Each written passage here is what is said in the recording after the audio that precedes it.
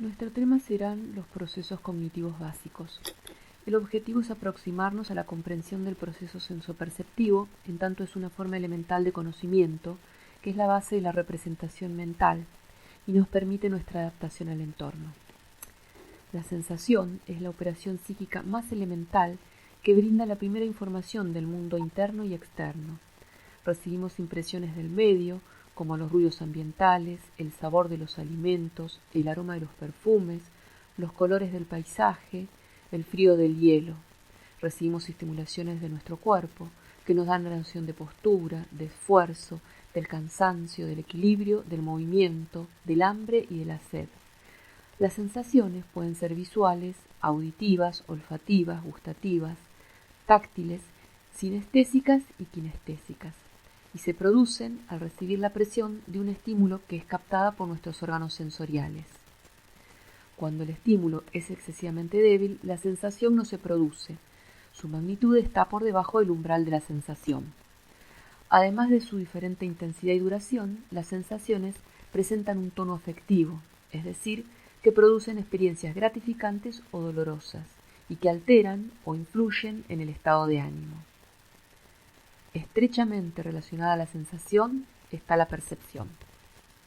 Podemos decir que no hay nada en el intelecto que no haya pasado inicialmente por los sentidos.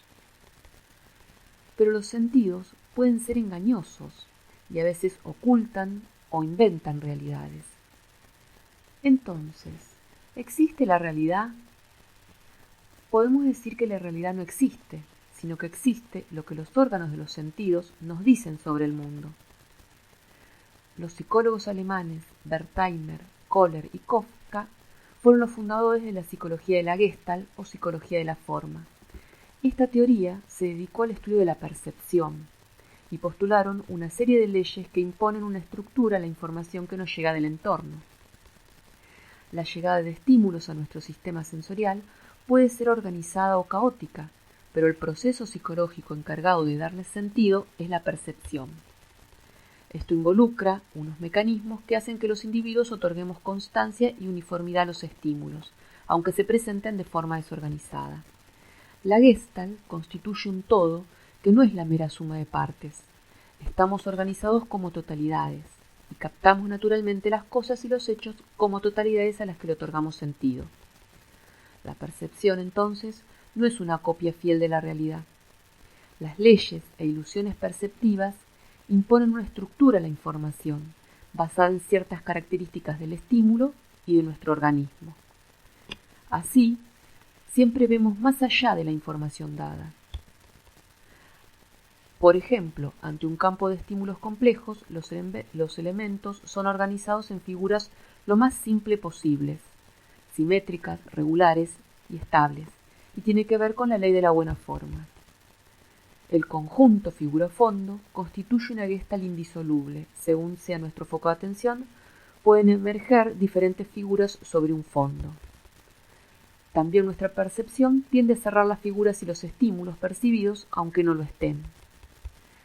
Además, los elementos de características análogas, en forma, tamaño, color, tienden a ser agrupados naturalmente y a percibirse como conjuntos. Los objetos continuos tienden a ser vistos como una unidad, como un todo. También percibimos las líneas que no se muestran en un dibujo y se perciben elementos continuos aunque estén interrumpidos entre sí.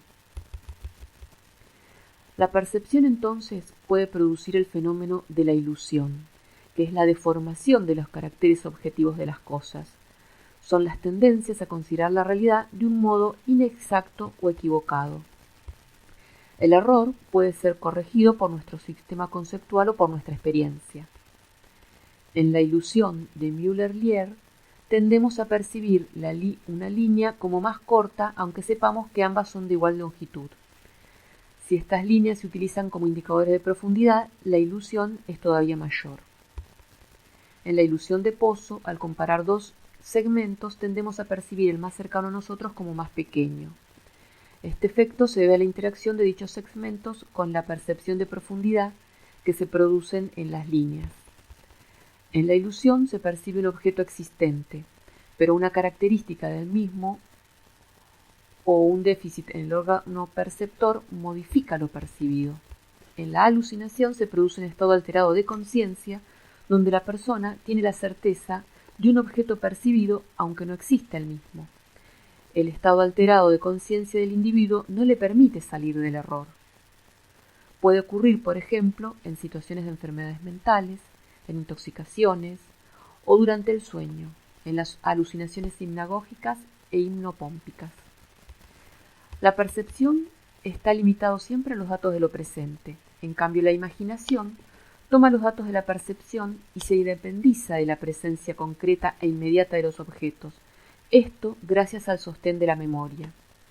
La imagen que la mente conserva del objeto percibido, en ausencia de éste, aunque pierde precisión, conserva los rasgos fundamentales y constituye la representación mental, que es base del conocimiento intelectual.